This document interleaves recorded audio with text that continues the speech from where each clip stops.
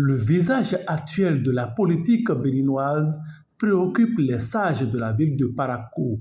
En plénière ce jeudi 15 juillet 2023, ils ont évoqué la situation qui, selon eux, est un frein aux acquis de la conférence des forces vives de la nation. L'héritage de la conférence nationale des forces vives de la nation nous paraît aujourd'hui, nous, sages de la ville de Parakou, érodé de façon inquiétante au détriment de la paix civile et de la concorde sociale. En effet, le cadre juridique et institutionnel établi au lendemain de la dite conférence perd de plus en plus son visage, car il est méconnaissable, dénaturé et défiguré par votre gouvernement et les acteurs politiques du Bénin. Les sages de la ville de Parakou sont allés plus loin en citant quelques faits et actualités qui ne favorisent pas un meilleur vivre ensemble.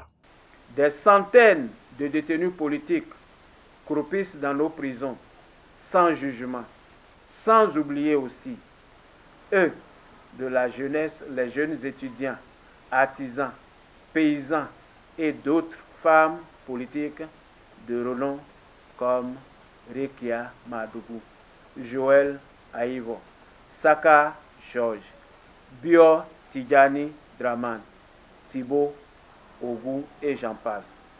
Préoccupés par la paix et les élections générales consensuelles et inclusives, les sages de la ville de Parakou ont invité le président Patrice Talon à un regard de paix et surtout à la clémence. Cher président et cher fils, d'œuvrer pour que le cadre juridique et institutionnel de l'état de droit au Bénin et notamment relativement aux élections soit revu à travers le toilettage du code électoral dans le sens de permettre des élections apaisées. Nous vous prions, cher président, également de libérer les détenus politiques en favorisant aussi le retour des exilés.